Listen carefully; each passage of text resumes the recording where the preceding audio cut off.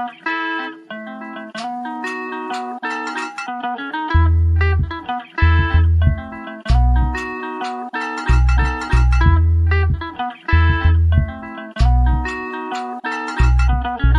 the podcast, hablemos de lo nuevo. For the G's, by the G's, que pasa en el terreno. Vienen jugadores y se van, traiga lo nuevo. A huevo. Doesn't matter where you from. Salvador, Mexico, Honduras, Nicaragua. Todo mi latino, come and listen for an hour. TikTok, que traemos lo que quiere. Todo lo que pasa dentro y fuera de las redes. Really? You don't know what it is. Reportamos con la lupa what we see at the digs. En las buenas y en las malas yo diré la verdad. Si cometen un error o tienen habilidad, la calidad del rival cuando viene a jugar. Facts. Yo no me muerdo la lengua. Got love for the crest in the city I came from. Los campeones de campeones y con copas mi race. No empezamos, empurgamos. Soy la voz de LA1. Soy la voz de LA1. Love. Yeah.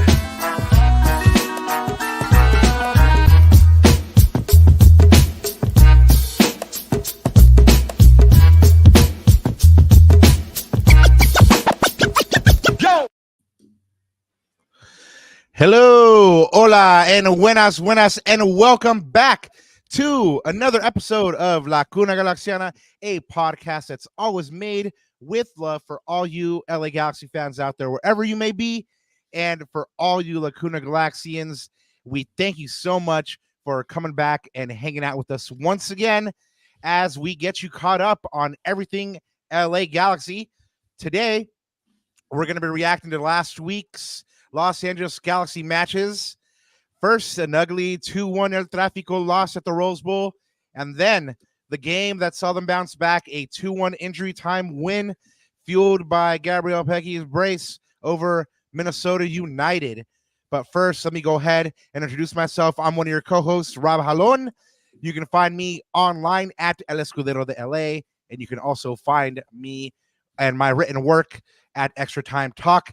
And of course, to bring back to you my co-host, El Yerno Guapo, El Gitano Perdido, and everyone's favorite uncle, Ananda Kirana. Papá, ¿cómo estás? Man, well, I know this is like, it was funny. I was just smiling to myself because I saw Raul G. Shout out to all you guys in the chat already, chatting it up in there. But this episode is half sad food therapy hour and half G's up on top. Like I said, or like we said in the post today, group therapy session was canceled. So that's positive, right? That's positive. But no, man, I mean, I personally had a really good week. Like you said, I am everyone's favorite uncle apparently. So as you guys know, I had my whole family with me during 4th of July. We went to the Rose Bowl. There was, what is it? Like 10 of us, all 10 seats packed up there in section. What was that? 218, I believe, just above the supporter section. And I mean, we'll talk about that game in a second, but that was, I mean, the result wasn't what I wanted, but I personally had a great day because I was just with family, and then we got to see the fireworks and everything after. So that was, to make memories. That was really nice. Yeah. And, and my niece and nephew got to go to their first LA Galaxy game, and they said they had a blast. So there you go. But I did say, like, these pyrotechnics and all that stuff, that doesn't happen all the time. And in fact, MLS doesn't want us for it to happen all the time. So anyways, less said about that. Yeah, we'll talk about that actually. Yeah. We'll cover it. We'll talk about it. But I had a really good time. And I mean, I guess it was a little bit of a roller coaster, man, too. And that's going to be my one word match reaction. Just ups and downs, right? The lowest of the lows and losing your bragging rights at 4th of July in El Trafico, but then going into the last game, which I even tweeted about it. And shout out to my boy Roughneck Jihad. That's on Twitter. Yeah. That's on X, man. He agreed with me, and he said that he was also dreading this narrative that, the hangover from the loss to LAFC, and are we pretenders? Or are we the real deal? I was dreading having to address that narrative, but gladly and luckily we got out of there with 3 points. So happy about that for sure. Yeah, man. Like you said, it was the ups and downs of the week. First, a tough loss. I was bummed out for the kids because they had their first Galaxy game and it was a loss. So I went and personally apologized to them. they were like, all right, dude, whatever. Like, we don't care. Like, we had fun anyway. But I still was like, oh man, I'm sorry you guys had a loss in your first game. But then, like you said, we get the bounce back from the Galaxy. So yes, Raul G is right. It's half sad Foo Hours and half Galaxy are on top.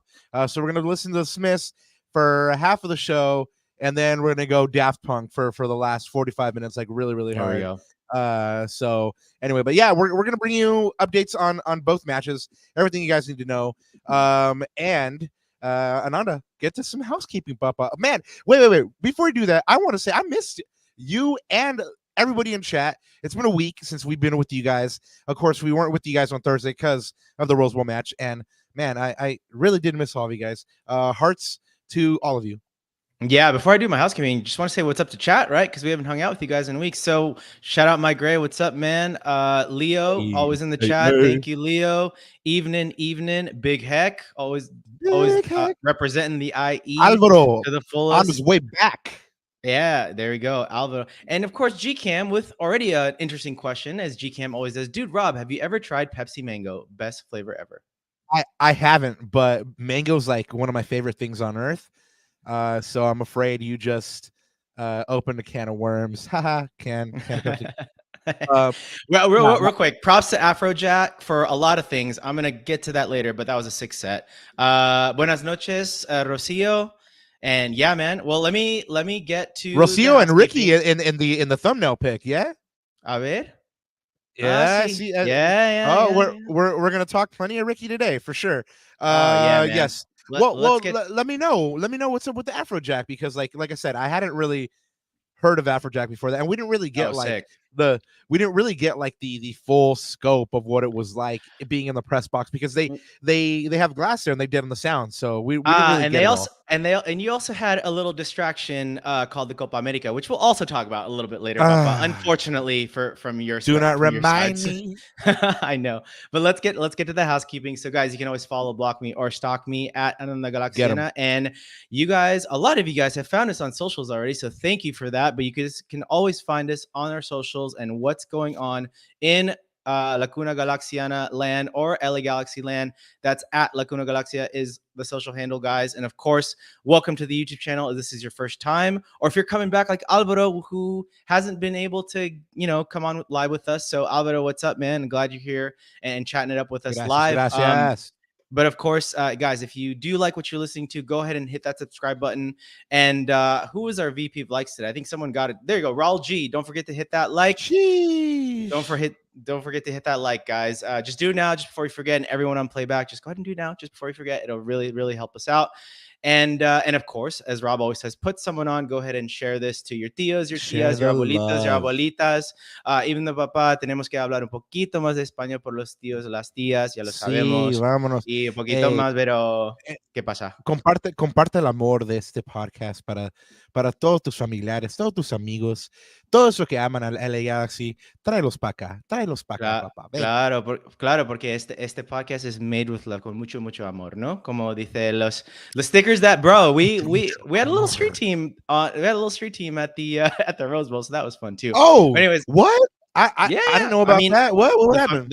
The familia, bro. The familia. Oh, okay, cool. Stickers left and right. Yeah. Nice. Yeah. Good on them. Exactly. But guys, como siempre, antes de olvidarme, buenos días, tardes o noches y bienvenidos a otro capítulo de La Cuna Galaxiana. I think this is like our first double match reaction that we've probably ever had on the show. It's the first one. It is the way it is. Yeah. So we got a lot.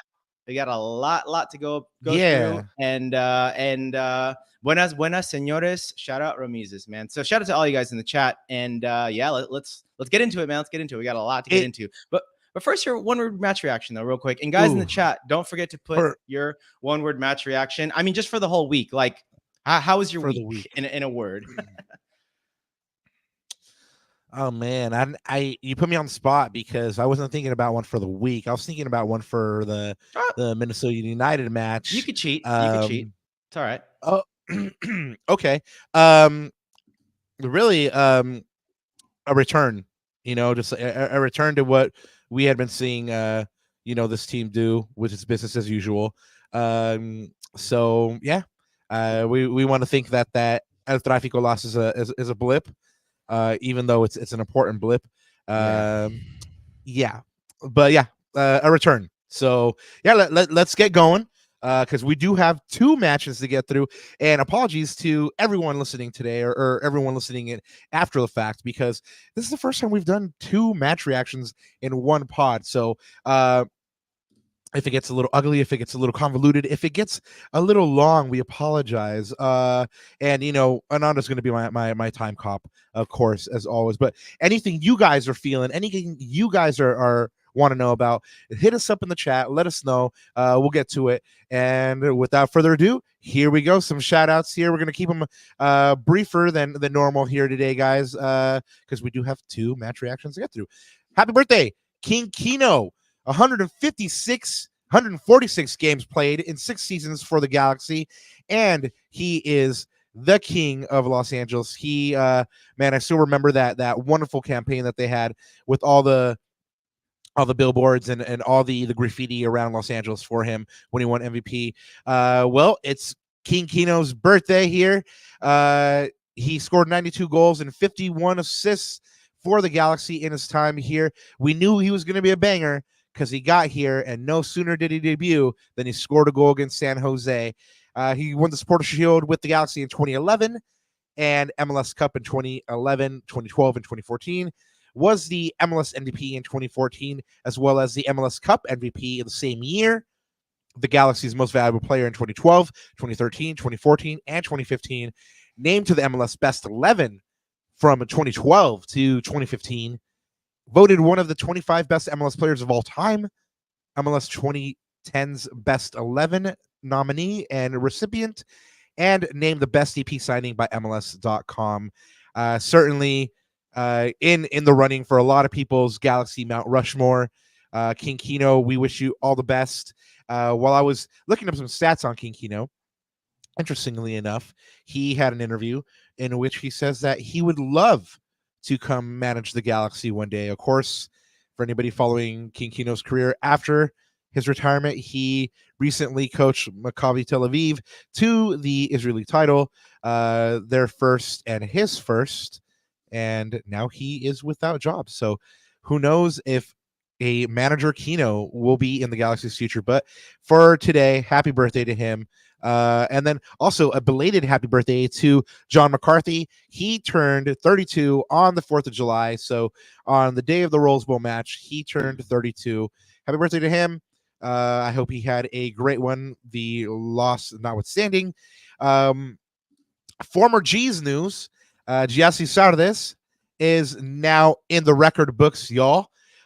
He scored a brace against NYCFC the other day, and then the pride of Hawthorne became a record maker. The former Galaxy and current Austin FC striker moves into 10th place all time in the MLS record books with 105 regular season goals. Don't forget, this man won us a title with his game-winning goal. Once a G, always a G. Giassi Zard is the pride of Hawthorne. Congratulations to him for being a record maker. And then a couple of G's that are just starting out in their careers and hoping to be those Galaxy legends as well. A couple of Academy G's are all-stars. Owen Pratt, Pepe Magana, and Mateo Sakiris have been named to the MLS Next All-Star Game. Of course, these 3 were part of the U17s that just went back-to-back at the MLS Next Cup. Congratulations to them. Good reward for their good play all season long. And then, I just said reward to them for their good play, but that made me think about, Ananda, what kind of play we will get from all the Liga G teams when the new season starts in 2 days. So you are the manager of the club that I currently play on, Lacuna Matata. Ananda, what are you looking forward to in this new Liga G season? I'm looking forward to us being a problem. I feel like we've been practicing pretty well, Rob. In these preseason matches, we had a couple friendlies here, but yeah, and I'm still looking to make a couple signings right before the roster compliance date there, Rob. So yeah, it should be fun. I'm looking forward to it, man. League. I mean, again, it's all fun and games. It's it is competitive, but at the end of the day, it's all fun and games, and I'm just there. I'm there for the vibes, as the folks would say. So. Yeah, it is all fun and games until we catch that 6-0 loss, and then I'm crying in the bathtub. And that did happen last year. Not crying in the bathtub, but we did catch a couple of bad L's. But yes, the boys are playing well, training well, and I think yes, Lacuna Tata is going to be a problem. I can't wait for the season to start in a couple of days. Shout out to everybody involved with Liga G. Shout out to VGN, and then shout out to the commissioner, Mauricio Mejia, Papusa Salada. And just know that we're thinking about you and your family in this time, man. Yeah. So the next blue, white, and gold pop-up has been announced. Of course, it is put on by the Ñaños at 1-2 Threads. This one is happening on Saturday, August 3rd at Absolution Brewing in Torrance from 11 a.m. to 5 p.m. Man, if you guys haven't hit a blue, white, and gold pop-up, you guys are missing out. I know I've taken Ananda to do a couple of them now, and these are one of the best Galaxy community events that you could have. You get a bunch of Galaxy creators out there. You get a bunch of Galaxy chefs out there. You get a bunch of Galaxy diehards out there, all in one place, all sharing their love of the Galaxy and showing what they've made. And it's a lovely time. So I hope to catch all of you guys on August 3rd at the next one. Ananda, we're gonna have to get a couple of passes to go to that one. From the ministers of finance. Yeah. But hopefully we can go. Leonardo Reese says, got to meet Jalen and his family. I believe, yes, that one was at 2 or 3 blue, white, and pop-ups ago. Jalen and his family were walking around. So you can even meet Galaxy players at these things, man. So you guys should all check it out. Hit up 1-2 Threads for more information. And this is, of course, a pet-friendly event, all ages, free. Go and hang out with some of your Galaxy community, man. Well, Ananda, you said that something else was going on the 4th of July, and it was the Copa America, and I really don't want to talk about it because I'm still hurting. But I guess we're going to have to. And I'll paint the scene for you as well, because it was a doozy. I'm a brujo. I called exactly what was going to happen. But anyway, bringing you guys up to date on La Copa America. We are now at the semifinal stage. Uruguay beat Brazil 4-2 in penalties after a scoreless draw to book their place into one spot into the semifinal. And then Colombia destroyed Panama 5-0 to earn their berth for the other semifinal place on that side of the table. Man, Colombia is looking gnarly. They are playing really, really well. James is looking like he's 22 out there. Man, they are looking love. This is going to be a really, really good game, Colombia versus Uruguay. Make sure to catch that one on Wednesday, July 10th at 5 p.m. This will go down at Bank of America Stadium in Charlotte. In the other semifinal, Canada booked their spot after beating Venezuela 4-3 on PKs. This one ended tied 1-1 in regulation. That Solomon Rondon goal was just nasty. I don't know if you caught it, Ananda, but it was like a chip from like midfield. It was just dirty. But it wasn't enough to beat Canada on the day. Canada earns their first semifinal berth in the Copa America and their first time playing in the Copa America, and their reward will be playing Argentina, who I have no idea how they got there. Actually, you're just gonna have to take over, Ananda, because I think, man, well, you're a brujo. You called it right. So guys, just like a funny side story. So I meet Robert at halftime, right at the elevators at Rose Bowl. And we don't even talk about the Galaxy game because, we were losing 2-0 at that time, and Galaxy just had a crap first half, basically, right? So But we were talking about the fact that Robert was not really watching the game at the Rose Bowl, but watching, because apparently he can tell you guys, he had like all the screens, like all the screens for Copa America. And of course, this guy is a diehard Ecuador fan. He is Ecuatoriano. And Papa, just got to Soy say, ecuatoriano, sí, señor. that's heartbreak, man. Just absolute heartbreak, especially like you figured like Messi's going to miss a PK. That's almost like an omen to win, right? That's like, oh, like la suerte de campeón, right? Like always, like like baby girl says, but it is what it is, man. That's it. But you know what? I don't know. Like, look, I mean, I'm not in your shoes, but the fact that they made it that far and took the World Cup winners, the reigning World Cup champs, to PKs, I mean, that's got to be commendable, though, for sure. It would be. However, like the very Ecuadorian thing is to always be like, look, this is commendable. We did this well against this team and stuff like that. For this team to go ahead and take the next step, they're going to have to stop getting these moral victories and start getting real victories. And you know, you mentioned, you know, they take the World Cup winners, but they should have beat the World Cup winners. They had opportunities to win this game. Enter Valencia, their captain, did not have a great tournament at all. Missed a penalty in this one. Of course, he got sent off in the first match against Venezuela, which set Ecuador up for a basically having to get a result in the last match. How things would have been different had they beaten Venezuela, been first in the group. They would be playing, you know, against Argentina in the semifinal now instead of Canada potentially. But yeah, they played pretty well. They didn't take their chances. We'll talk about the Galaxy not taking their chances a little bit later. But it was a moral victory. They just didn't get it done. A couple of things on this, and then we'll move on. Just because I like you said, So diehard Ecuador, man. It two things out of this penalty shootout, right? Like you said, Messi misses the first one. First thing that Alex Dominguez, Ecuador keeper, goes and does is console Messi. I mean, in what world are you going to go console your rival in the moment? Small time mentality, I think. Yep. Yep, I agree. And what I told people was that it just they hadn't been there before. Like they've not had those experiences. They're not mentally there. They don't have the experience. It's a young team. You guys got to remember that this is the same Argentina team that has gone through a couple different penalty shootouts against Brazil in the last Copa America, several different times against Chile in the Copa America to win. So they've been there. They've done that.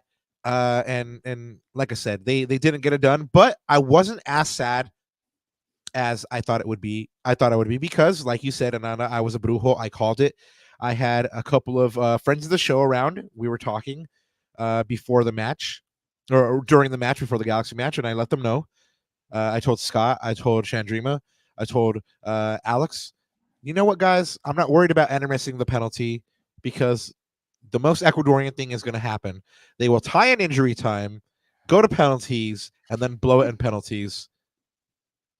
And that's exactly what happened. So I wasn't that bummed because I knew it was going to happen.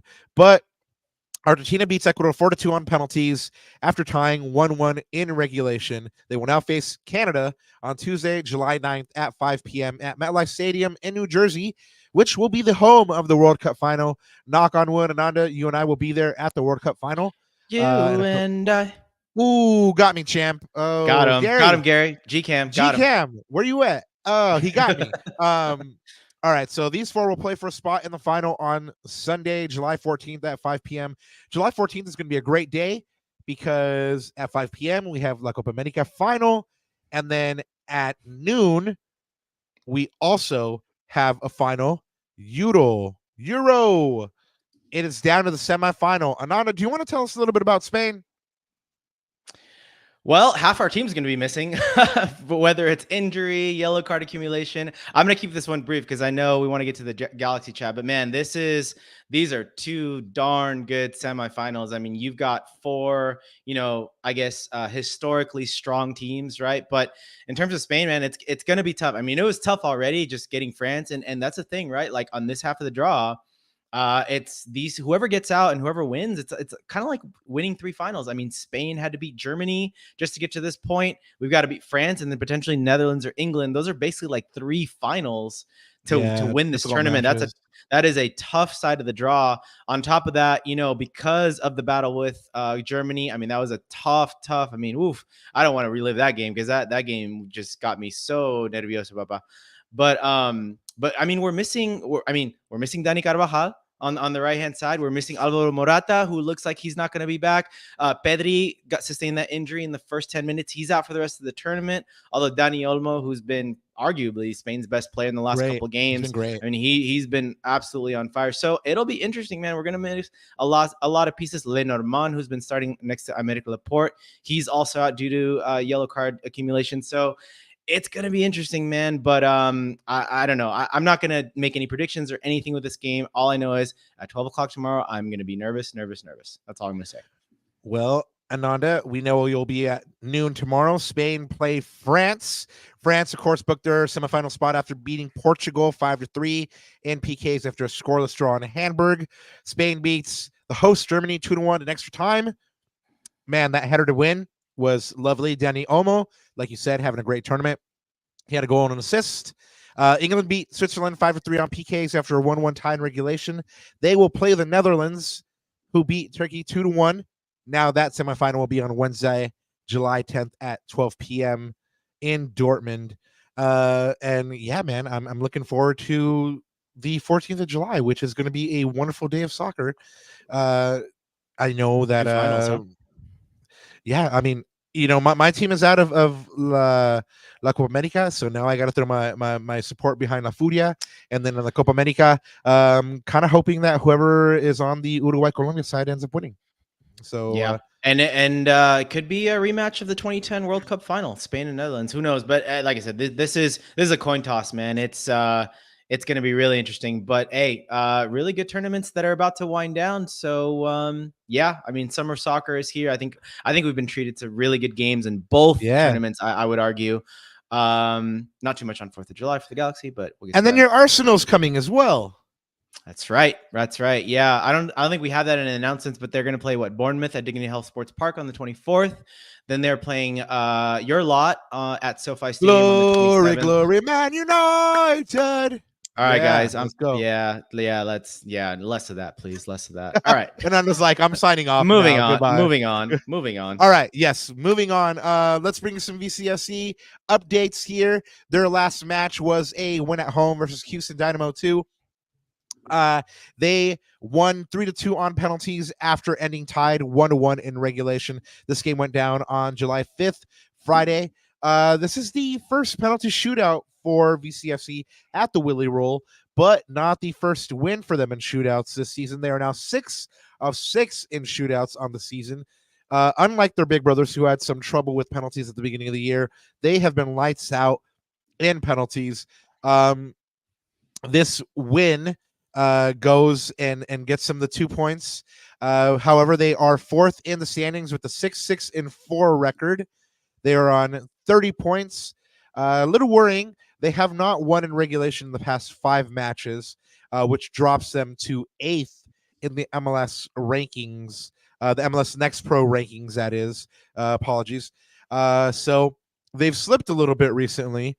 And their next match is on the road against LAFC 2, which our good friend Mike Gray, a.k.a. Miki Grease, dubbed El Traficito. Of course, he was the namer of El Trafico, so I feel good about him being able to name the VCFC LAFC 2 match El Traficito. This one goes down on July 14th on Sunday at 7 p.m., and they'll be playing LAFC on the road in that one. Ananda, I mean, VCFC has been playing pretty well. Like I said, they've hit a kind of like a skid. It'll be a little bit harder for them to pick up the results they need because they just lost one of their main contributors in Gino Vivi.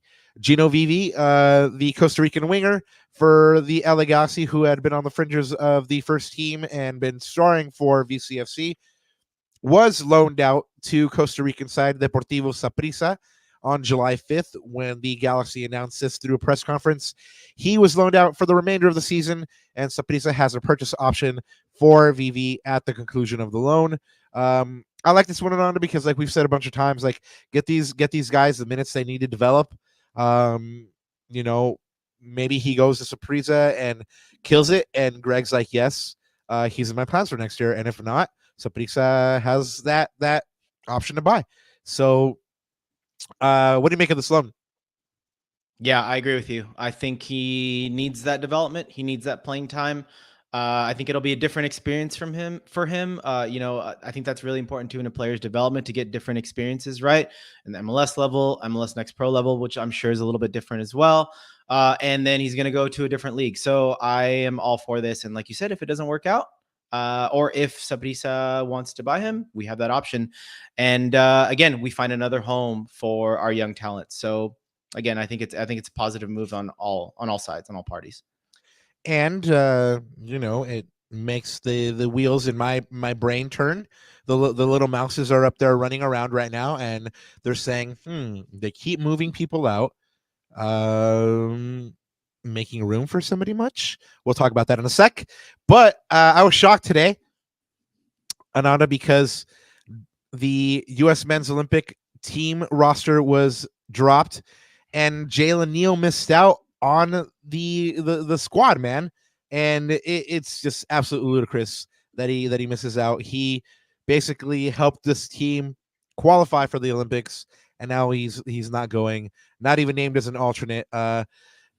It's kind of shocking. If you guys didn't hear, Jalen Neal misses out on the U.S. Olympic men's soccer team named by Marko Mitrovic today. He named 18 players for the 2024 Paris Summer Games.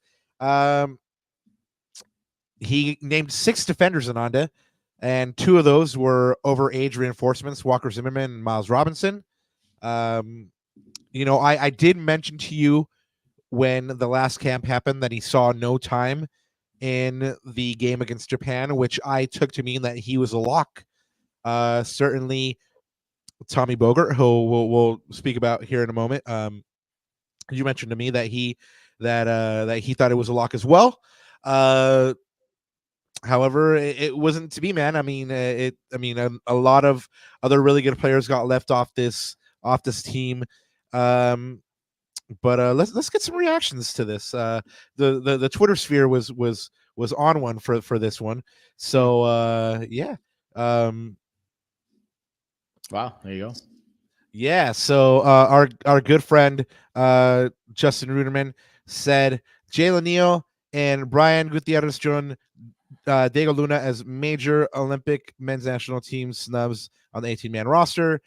Fernie Red says not including Diego Luna and Jalen Neal in this roster is criminal. Alex Alvarez says no Jalen Neal ? BS ! I think and then normal American soccer fan says I think Jalen Neal is an excellent ball playing center back. I think he has a good future, especially if he puts a little more muscle on.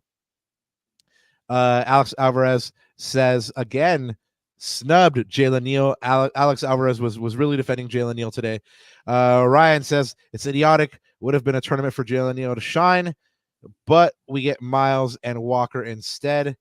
Greg says would have liked to see Jalen Neal. He's been solid for the G's. I get the reason for sending over HCBs, but a bummer. Tristan says no Jalen Neal or Luna is crazy. Laurels 437 says no Jalen Neal. This is dumb. So on and so forth. I think we get the feeling out there in the ether, the zeitgeist out there is that Jalen Neal not going to the Olympics is a terrible move by Mitrovic. Of course, Diego Luna was another one that got named a bunch of times as being the big snubs. I think those are the 2 biggest snubs right there. Ananda. and Diego Luna lashed out with 3 assists the other day. So yeah, there you go, man. Well, I mean, that's the only thing you can do when you get snubbed like that is just like, hey, this is what you're missing. Look, you could have had this. This is what you're missing. And I hope that it propels Jalen Neal to do the same and continue to have good performances. I am bummed out for Jalen and of course for Galaxy Mom. But there's a silver lining for the Galaxy is that Jalen's not going to miss any time. I mean, these games were going to happen from July 26th to August 11th, which is basically when the Leagues Cup will be happening. Yeah. So Jalen will be available for the Galaxy during the Leagues Cup. Of course, that match against San Jose, he's seen San Jose, he knows what they're like, but that game against Chivas will be really good for him. Good test. It'll be a good test for him. So it's going to be good that he's going to be here for those matches. I mean, again, I feel bad for him for missing out, but he'll be available for the Galaxy. So that's the silver lining there. So, so sorry to Diego Luna, but I'm sure RSL fans are ecstatic that he's going to be around for them as well. I mean, he's third in assists in MLS right now, and Jalen has helped the Galaxy to a bunch of shutouts since he's been back. So sorry, Jalen. I'm really bummed out, but Galaxy fans are probably very ecstatic over him not going. As they say, one man's trash is another man's treasure, and you know that he is our treasure, Rob, for the LA Galaxy, and so we're glad to have him around. Yeah, we're glad to have the truth around for sure. The truth.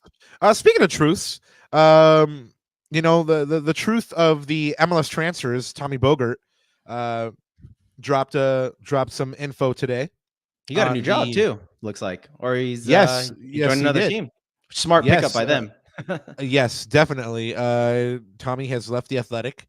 But he's still dropping rumors and he's still dropping transfer stuff. And so he, I believe, was on MLS.com or Apple TV speaking about this. He basically gave us an update on the Marco Reus rumors, which, I guess any news is welcome, but not much has changed, to be honest. He reported that the Galaxy and Reus continue to have talks. They are more advanced. He did say that it's encouraging that Marco Reus hasn't signed for anybody else, including Saudi. He feels like if it would have happened, it would have happened already. And so the Galaxy are growing more and more confident that it is going to happen. So look out for Marco Reus incoming. Of course, we've told you a bunch of times. Will Kuhn said that whenever it is the closest, it is the most dangerous. In most danger of falling apart. So let's just keep crossing our fingers that happens. And any moment now we get that Fab Romano or that Tommy Bogert. Here we go. Yeah. Transfer window opens July 17th, Rob. So I mean, I'm not a journalist, but I'm gonna spread some cheese, mate. I think it's done. I honestly think it's done. I think they're just waiting for the transfer window to open. And I mean, it's only 9 days away, Rob. So and of course, it's crazy to think, but we only have 11 games left in the season. There's 3 games before Leagues Cup. You want to get those signings in as soon as possible to bed them in because you only have 8 games in the run-in right after Leagues Cup. So right. I don't know, man. I feel like since nothing's happened on his side and a lot of the talks, like credited sources, credible sources like Tommy Bogert are saying that deals are close, negotiations are happening. Blah, blah, I think it's done. I really do. It could be, like you said, and I think it's the 18th. Okay, it may be the 17th. It may be the 17th. I'm not sure. I think you're right. I think you're right. I think you're right. Yeah. So 10 days. But interestingly enough, the Galaxy drop a retro collection on the 16th. They dropped a really, really cool commercial with Cien today, and Nelson, who does the ideation for all these things for the Galaxy today on Twitter, said that this is a 60-piece collection. So look out for a lot of new Galaxy gear coming out. Oh man, my wallet's not going to be happy. My VP of finance is not going to be happy. Te piden el divorcio, güey. Te piden el divorcio. Pero tantas cosas que van a salir que van a ser, tienen que ser gorras, tienen que ser pantalones. O sea, Leah's saying take all my money. I mean, all the stuff looks fire as well. Yeah, did you see Afrojack wearing the I mean, we'll talk about it later. But the kit, that it looks fire. Like the numbers, and the lettering, and everything looks really, really nice. And I loved the new Rose Bowl scarf. I mean, I love the scarf you picked up, which you haven't debuted, by the way. The Cosmo, is the Cosmo scarf. But it's interesting that you say you think it's done. I kind of think it's done as well, and they will announce this, man, in the New Jersey on the 18th, just a couple days after it drops on the 16th. Look at us spreading cheese, man, in the ether. No, this it's not cheese, man. This is what Yeah, we this is think. opinion. Yeah, this is opinion. This Yeah, is I what we think so think. too. I think so too. I like you can't have these rumors floating around when it's only 9 fortnight or 9 sleeps away from the transfer window opening. Yeah, man. I don't know. I just have a feeling it's done. Will Kuntz working miracles, right? Per the usual. So I think He it's done done. miracles on me. That's right. Well, that was a couple of updates for you guys. Watch out for the Galaxy throwback collection, which drops on the 16th. Of course, just what we think are Marco Royce. But Tommy says that it's not done yet. We'll bring you any updates. And I guess we get into Sadfu hours now, man. Let's breeze through this one and focus more on the Minnesota game, but we do have to talk about this. We'll talk about this as a combo because I think there are some themes that run both like parallel in both of these games that Rob and I will go through. And of course, you know what, Rob, but before I do that, there were some one-word reactions that may sort of kick us off on the right foot. Let's say, Right. Gary GCam said it was an emotional seesaw. Totally. That's why I said roller coaster. Stephen Ma, shout out Stephen. He said stale. What up?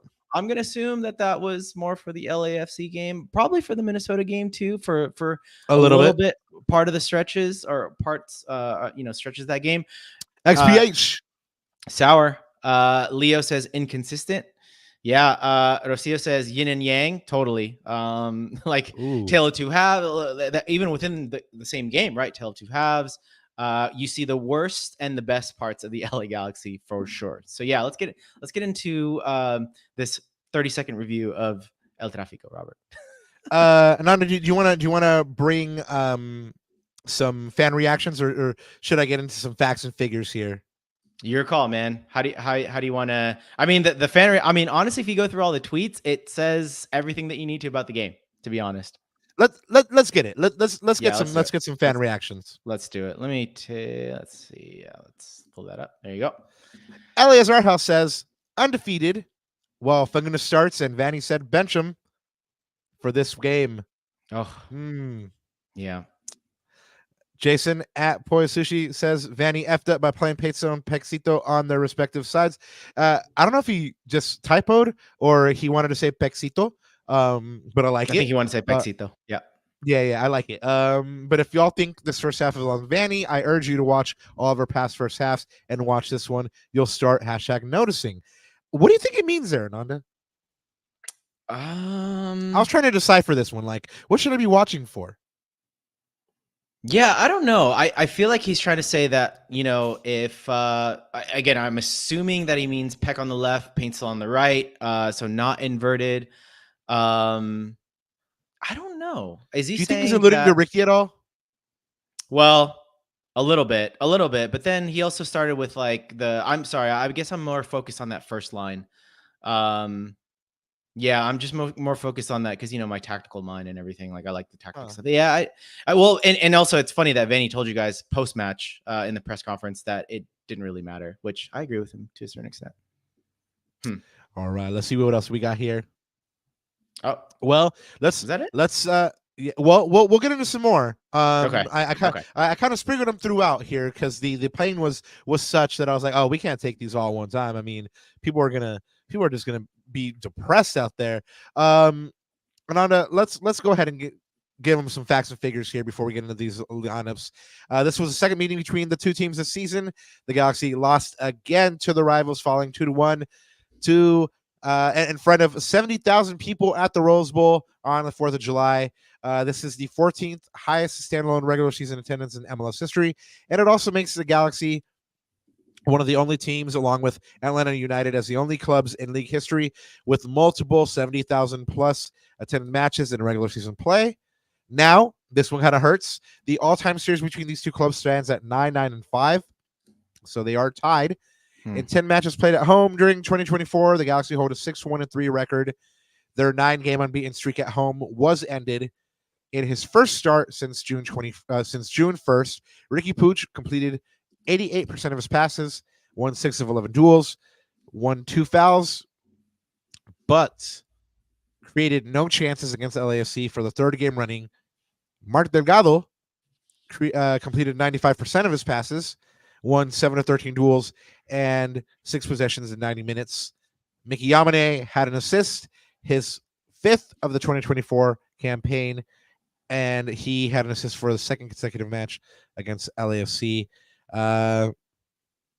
Yeah, man, let's start where we always start. Let's get this lineup. Yeah, well, since you always are the one that wants me to react to it, I'm gonna ask you, Papa. So I'm just gonna get right into it. I'm just gonna dive right into it, right? So Riqui.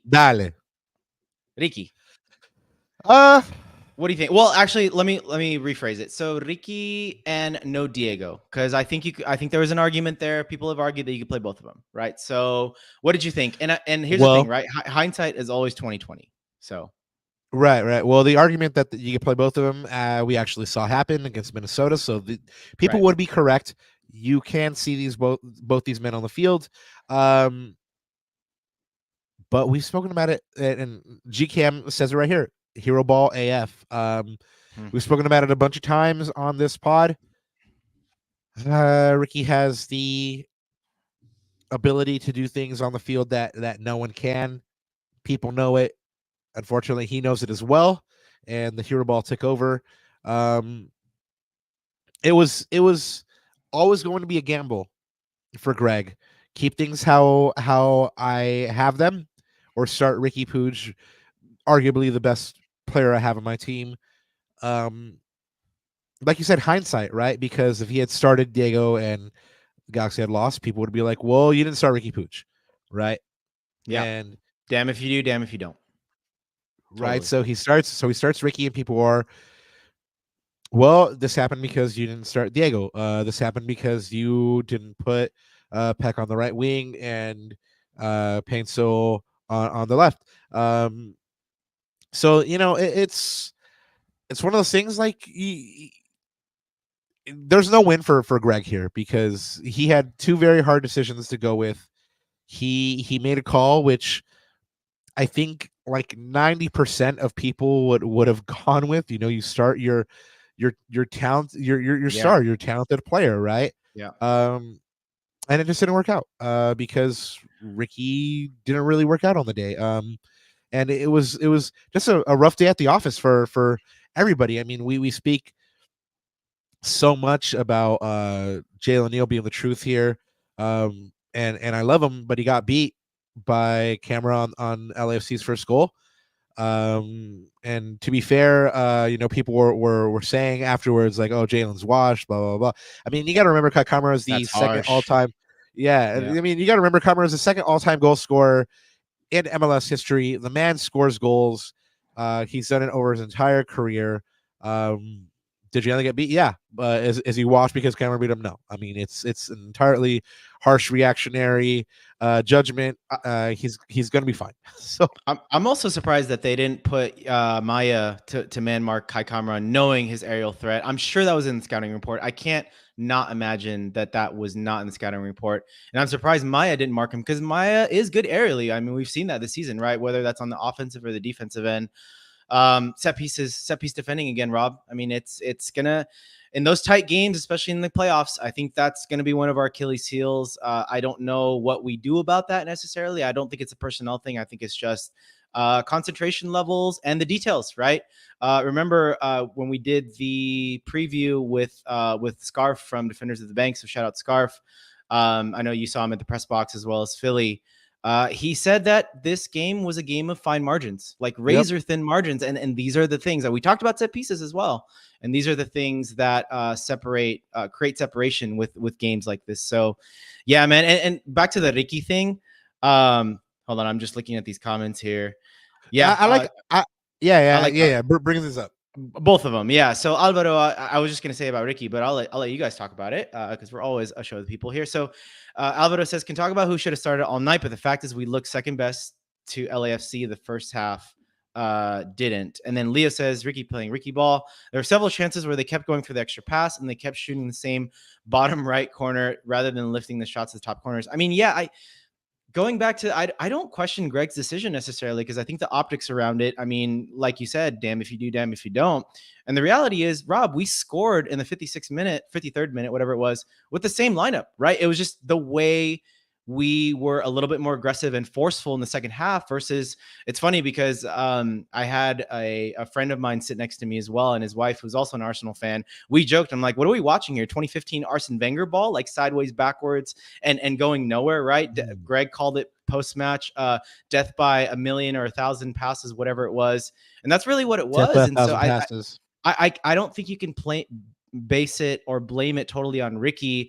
I get that there were certain instances where, I mean, Gabriel Peck was visibly frustrated that he didn't get balls in certain places, and that's fine. Like there was probably one or two of those instances, but I don't think you can blame the entire first half on Riqui. I think it was a collective. It was just a terrible languid. It was almost like some guy in the row behind me said, the Galaxy looked like we're playing scared. And I don't know if that was the case, but it was almost like we were scared to lose the ball because the threat of the counter was imminent, right? And we saw that too. Denny Mwango was an absolute menace, just going through 2-3 people. I mean, it was a rough time for sure. Well, Alvaro also said, didn't look like we were up for it at all. And I agree. I told, you mentioned the Scarf and Philly. I told them, it doesn't look like they're up for it. Like they're just second to everything. Like you said, they looked like they were a little scared. And yeah, I mean, that trepidation and that hesitation bleeds into your play. It did when the Galaxy give away the 44th minute penalty to Dennis Bouanga. Like you said, I mean, going into the half 2-0 down is not a good look for a team that was formerly on the roll. Greg makes his adjustments in the second half. He did shift Gabriel Peck out to the right. The Galaxy got a little bit more out of the offense. They were able to score one in the 56th minute. Miki Yamane gets a lucky bounce, and then he goes ahead and passes a short ball to Gabriel Peck, and he gets the goal. But that's where it would end. And every time you thought the Galaxy were going to get one, there was actually one Riqui play where he went through like 3 or 4 people, drew like 4 people to him, and for whatever reason, did not pass to the 2 open teammates that he had. Decided to go for it himself. We'll talk a little bit more about Riqui a little bit later during Minnesota. But yeah, man, what else do the people got to say about this one? The Prophet Alex Reese says Eric Kai Camera opens a scoring for LAFC with a commanding header on a corner. The Galaxy concedes its 11th goal from a set piece. Ooh, set pieces. You will be the death of me. What else we got?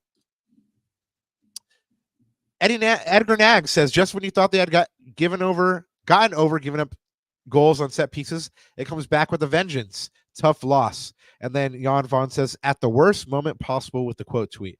Yeah, absolutely. Why in that moment? And then H. Dottie replying to Edgar Nags, he says, for me, Joseph Paintso having the worst game of his Galaxy career last night, who was trying to do more. Also, why subbing Diego so late? Yep, Diego Fagundez, who did not start this match, got only about 20 minutes, so he didn't really have a chance to influence the game that much. What else we got for the reactions here from the peoples? Well, I got this one. Let's see. This one is good because you talked about the margins, right? My read on it is that when both teams are very good, like they are right now, the margin for error for either team is going to be very thin. Riqui marauding all over the field and turning over the ball easy eats up all of our margins for error. Yeah, that's what a lot of people are saying in the chat as well. And of course, LAFC fans went off on the victory, and I saw a lot of Galaxy fans kind of downplay it, pretend like it wasn't a thing. It was. It was a regular season match, so ultimately no one wins the title off this one. But I did say in the last pod, it's big for bragging rights. The homegirl Leslie says it meant the same to us last year. Let's not be hypocritical. We have work to do to be the best team in the West Coast. And then Zuli JC quote tweets her. She says, all this, it means something. Stop being petty and take our L. I don't know what team showed up tonight, but it was not the 4-game win streak Galaxy. I'll say that much. Pero de aquí no nos vamos, mi gala. Yeah, you gotta stay with the team. Built for LA, who we got to meet a couple of games ago. Shout out. Has this one to say, no one to blame but ourselves tonight. Our piece defense killed us again. One of the worst games I've seen from Peitso. Vanna needed to play Fagundez from the start. Too many weak turnovers. Big bounce back game on Sunday. LAFC evens up the series 9-9-5. Truth. And LA Galaxy 310 says, big opportunity for the LA Galaxy on Sunday to make a statement that the team does not string together consecutive bad performances. Yes, we fell flat against LAFC, but it stops there. Get back on track. Beat Minnesota convincingly at home. Start another 3-game winning streak. And, Totally. I agree. Yeah. Yeah. And yeah, that's exactly what they did. But Ananda, before we get to Minnesota, go ahead and break down these numbers on where this game was lost.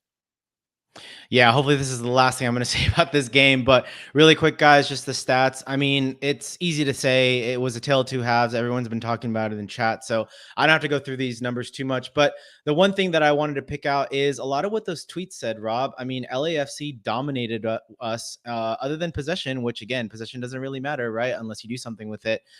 They dominated us on most of these key stats, which is, 22 total shots versus our 10. 7 of theirs were on target versus 4 of ours. They had 5 big chances, Rob, to our 1. And yeah, I mean, we dominated the ball. We dominated, 90% accurate passes at 608. We doubled the amount of connected passes, but again, it's a lot of sideways and backwards and doing not nothing with it. And absolutely doing nothing with it. I mean, interesting one too that I'm just catching right now, 11 corners versus 5. Usually when one team has more corners, that shows that they are being aggressive with the ball, right? They are sort of being dangerous in that final third. But yeah, tale of two halves. I think the second half, though, as I parsed it out from the first half to the second half, we actually did a lot better. LAFC had no big chances in the second half. I believe we held them. We had a higher XG in the second half than we did the firf half. I mean, demonstrated by the goal. So we did do better, but at that point it was too late and we couldn't tie it up. Again, I even said post-match, the most we deserved out of that game in a point, but I did like what that. I want to go back to that last tweet, I think from LA Galaxy 310. I think this was one of those blips that you go back, you don't let it happen again, and you go into Minnesota starting another 3-game winning streak. And I think that's the right mentality to have. And I like the mentality that Jalen had as well. And you use these as teachable moments, as learning moments, so that when you get in that situation again, when it really matters now, in the MLS Cup and playoffs, that's when you go back and you look at these teachable moments. Absolutely. Lose all 3 matches to them during the regular season if it means you're going to win that Western Conference final, which Jalen let us know that the team is actually looking towards. They think that that's going to be the Western Conference final, the Galaxy versus LAFC. So I'm totally okay with them dropping all 3 of these matches if you get that playoff win, right? So anyway, yeah, this one was a tough loss. We're going to move on here because we do have another match to get through, and plus enough of sad few hours. But that means that LAFC with this victory is now tied with the Galaxy 9-9-5. They've won their last 2 matches against the Galaxy and have won 6 of the last 7 against the Galaxy, which is again tough to take. Steven Moss says Yoshida and Yamane are winless in El Trafico. They better get a home win on September, or else LFC is going to haunt them. I'm not going to finish that one. But that is a really, really important point, because now that sets up a big matchup on September 14th, Robert. We'll see where both the day after my birthday. That's a huge one. And that has a lot of supporter shield and playoff implications for sure. So absolutely. At that point, there will be just a few matches left. Literally it could decide the West. Our RSL's probably, waving their hands here like, don't forget about us. But I mean, as the great philosopher Kendrick Lamar once said, they not like us. And I think it'll come down to one of the LA teams taking the Western Conference. Ananda, you wanted me to describe how we felt leaving the stadium, and honestly, I want to get your take first. As you were watching these fireworks, as you were walking back to the car, as you were in the car in traffic, how were you feeling? How are you dealing with this loss? Honestly, like I said, I was with my family, so I was in a very different mind state. I was pretty just happy to be with my family. I mean, obviously, like, the result was not what I wanted, but again, I go back to the last thing I said with that tweet. I was looking at this more as like a learning moment.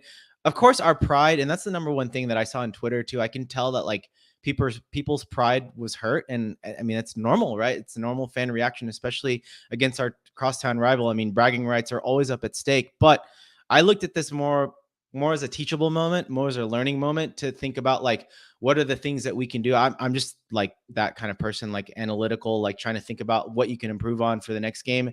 And like I said, that September 14th duel or showdown, now that's a big one. And I hope that we can take a lot of these moments, both Greg and the team, to see what we can do. I think there are some things tactically that we can do. I would love to go deep dive into that in our next series of tactical videos, like I said, with Alex. But I think I want to look at this more positively and look at this as a teachable moment. And as we saw, it luckily did not like lead us into a sort of a downward spiral into, we got back on the winning track the next game. So that was really important to see how we bounced back for sure. Absolutely. And I did speak to Jalen and John McCarthy and Greg about this, what have you learned from these matches and what are you going to take into the next match? And yeah, I mean, they weren't overly concerned about everything. We spoke about it on this pod. You're not going to win the title with this match. You're not going to lose the title with this match. And the teachable moment thing is very, very big, looming big for them right now, because like Jalen said, they are looking forward to this being the Western Conference final. So they're going to take all these lessons and take them into that match. And they took the hurt of this loss. The Galaxy took the hurt from this loss, and that concern that they were going to fall into kind of like a rut was not realized. Of course, there were a lot of issues with the Galaxy during this LAFC match, which they were somewhat able to correct against Minnesota United. Some of them they were not able to correct as well, but we'll get into those. And so yes, now it's time for the palate cleanser. Now it's time for Daft Punk. We got through the Smiths. Now it's time for Daft Punk. The Galaxy played Minnesota United at home over the weekend, trying to do that palate cleanser, trying to get back to winning ways. This was the second meeting between the two clubs this year, and the Galaxy earned a 2-1 win against Minnesota United at home on Sunday. Gabriel Pecchi scored a brace.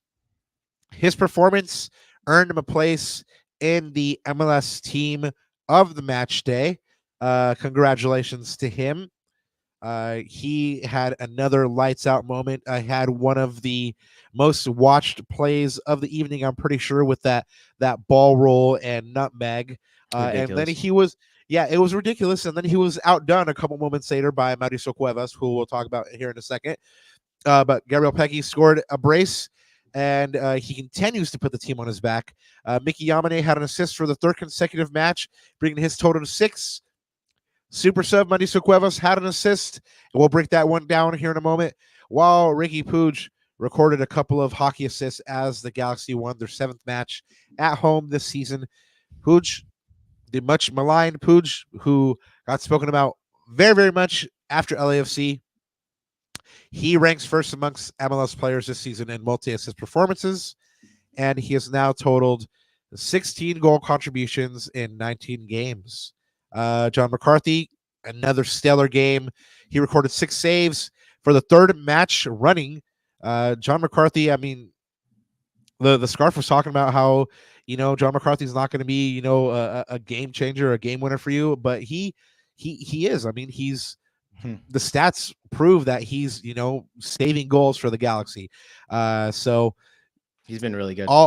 All these galactic heroes combined to get the Galaxy bouncing back from defeat. And of course, Mauricio Cuevas, he said one of my favorite things that I've ever heard a Galaxy player say, something to the effect of, Maya said, great teams don't lose twice in a row. And the Galaxy has not lost twice in a row all season. So they get the win against Minnesota at home. They suffered very, very much through this game. Greg spoke about it. I felt it. It shouldn't have been a 2-1 win. They should have actually, put this game lights out ahead of time. But they did suffer through a very rough second half in which they let Minnesota get back into this game. And if not for Gabriel Pecky getting the game winner off that Mauricio Cuevas wonderful pass, flick, and assist, we'd be talking about a Galaxy tie right now, Ananda. And actually, sad for his hour. Minnesota got one called back as well. So I mean, Yeah, that's true. We could be potentially talking about a loss, and then it'd be really sad 4 hours. But it was not to be. The Galaxy won. They picked up another win at home, 2-1. And let's get the reaction from the peoples. Yeah. Well, after that photo, man, another photo op. There you go. Yeah. We told you guys we were going to talk about this, and here it is. TJ He says no capo box for LA Riot Squad, assuming somebody was naughty in Pasadena. So what have you heard on this, Ananda? Actually, I don't know. I've heard a lot of different things, so I want to get the official word from you, Papa. You're the journalist here. I'm just reading stuff. But I like cheese. But I like Cheesemas. So let's hear what you've heard, and then I'll set the record straight. Well, I've heard that they were both supporter groups were nicely told by the organization. I don't know, no fines or anything like that, but just nicely told that, like, hey, like, you guys, can't bring your flair, can't bring your stuff around anymore, blah, blah, blah, and kind of got their hands slapped. But then there was like other comments saying, no, that's not the case, blah, blah, blah. But then there was, I guess, less support on Sunday. So then that raised questions. So again, I'm just reading between the tea leaves here, Baba. I don't know what exactly is going on. I try not to go to X for my news, to be honest with you. So yeah, set the record straight for me. Well, I did have an opportunity to speak to LA Riot Squad president Andrew Alasana. Shout out Mi Presi. And he gave me basically the official word. I mean, yes, the supporter groups did get in trouble. I mean, it was no secret that there were a bunch of flares going off, being lit. So he did let me know that all the supporter groups were punished for smoke and flares from the 4th of July game. And the punishment was from the front office. And they were hoping to kind of like preempt a wider punishment from the league, which so far has happened. When I last spoke to Smobob, there hadn't been a league punishment yet, but they were kind of like on like expectant, kind of like waiting to hear word. But they got this this punishment from Tom Braun himself, and again, I kind of feel like this is the FO saying like, look, MLS, we already took care of it. Yeah, you don't need to get involved. Which is, if it's true, a shrewd way to handle it. However, Andrew Samobob did want me to let you guys know. He did not agree with it. And so yeah, that's what it is. So they did get sanctioned for the Minnesota game. No drums, and none of the fun stuff. But you know what? You still felt the supporter groups. Yeah. So and we'll see that here in the next tweet. Galaxy 90 Plus says, also huge shout out to the supporter groups in the stands. No drums tonight, and y'all were still out on the broadcast. Shout out to them. I mean, there was not as much support as usual as the Galaxy have been used to this season, but after a 4-day weekend and after a Sunday 7:30 match, you know what? Almost the 20,000 that were there, they made themselves felt. Let's keep it going. Michelle Hooting, friend of the show, says, Painsil, I love you, but get back in form, dude. It's hurting to see Joseph like this. Galaxy Fan Talk says Painsil has to be dealing with injuries still. Dip in game has been really noticeable. Oof. Yes. And then the Podfather responding to Gavin Ward says, is Painsil ever going to be the same guy he was at the beginning of the season? We have been pretty gracious with giving him time to ramp back up, but it's getting to the point of concern. Corner of the Galaxy says, Podfather Josh Gessman says this is a long year for him, probably the longest as a pro.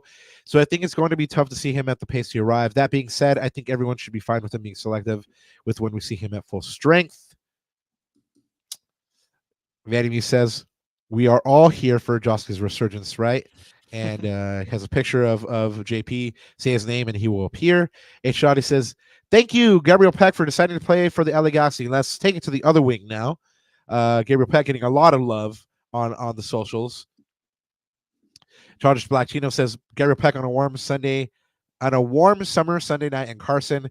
Pictured could be Johan Cruyff, could be Gabriel Peck. Not sure. Can't tell. Chris Tucker, shout out Zero Cool 138. Gabriel needs to revisit that sixth commandment. He put up a gif of the ball roll nutmeg. Of course, for those of you who aren't religious, the sixth commandment is thou shalt not murder. Gabriel Peck took both those men's souls right there for damn sure. LA Galaxy Clips says, in response to 5 times LA Galaxy, John Nelson and Martin Cáceres with excellent defending, and LA Galaxy Clips responses to the depth we've been wanting for years. Cáceres and Nelson come into the lineup and impress, giving the other defenders great competition. This particular play, Ananda, I love it, man. The heart shown on this play. What'd you see out of this play? And of course, for the people that aren't watching and that are listening, this is the play where Martin goes to ground in the box, and then John Nelson goes to ground in the box, and both pull off fantastic tackles to block the shots and to keep the Galaxy in the lead.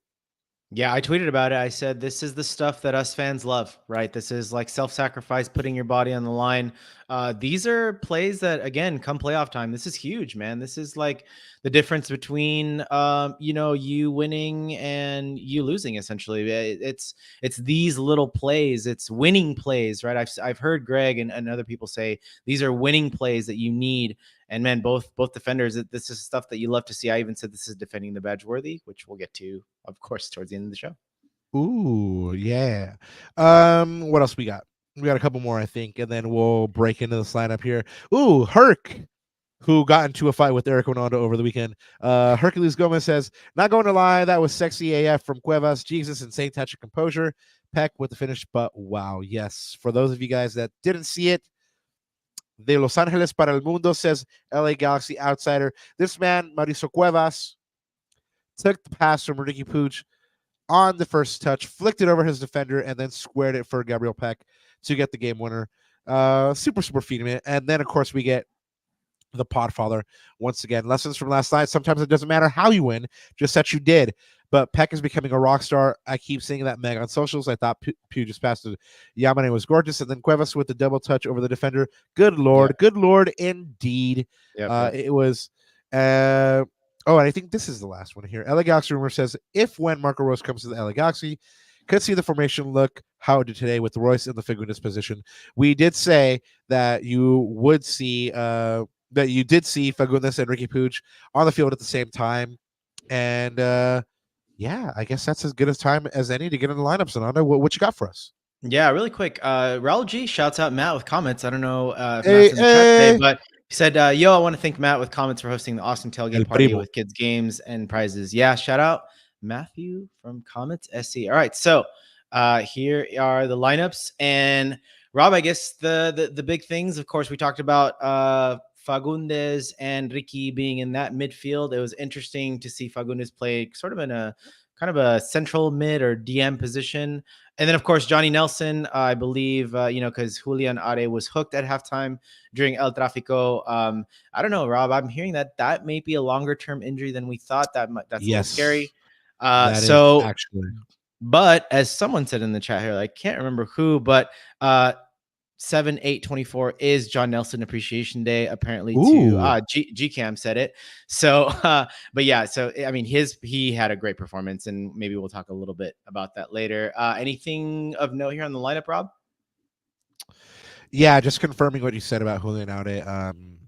It's not looking good for him. I mean, he's kind of dealing with that abductor groin thing that Jalen was dealing with. So they're Greg said that they might shut him down all up until the Leagues Cup and try to get him healthy. Of course, after the Leagues Cup, only 8 games left, so you have the run-in. So you want somebody like Julian Aude fit and firing for that. And then, of course, you had Martin Cáceres come back in place of Jalen Neal, who Right. they got to be still limiting his minutes to try to get him like ramped up, not burnt out. And yeah, something that you made me realize is that you're right. Diego Fagundez came in kind of like an 8. Uh, dual eights, dual attacking eights, in Riqui and Diego Fagundez, but then you leave a lot of space, and leave some steel in the midfield. So that's when you had, Yamane and John Nelson come into the midfield from the wing back position. So yeah, that's pretty much what we had in the lineup here. Did you see anything else on there? Yeah, well, actually, it's funny because I predicted that was going to be the case pre-match, and I think you're referring to my tweet right before the match started. But it was interesting how it actually played out, Rob. It was you saw actually if you look at Diego's heat map, I believe they posted it or they showed it on the broadcast as well. I mean, he was operating in like a DM sort of even right back position, and Yamane had a higher position for a lot of the game than he did. It's interesting. I think Greg he's kind of going away from the idea of Yamane pitching in to create that box midfield. He's actually starting to become now like almost like a right winger or another attacker on that right side because he want to exploit his attacking capability. So I think that's one to watch too as we go towards the rest of the season. So I thought that was really interesting. But I will save Diego because I want to talk about him a little bit more later. Spoiler alert. It's not a spoiler alert, because Diego deserves to be talked about. But yeah, Riqui, Miki got into the attack, like you said. I mean, certainly, for the first goal, he was on that right flank, and he made that run to receive that ball. So, great ball by Riqui Huge over the top, finds Miki Yamane, who squares for Gabriel Peck to put the Galaxy up 1-0.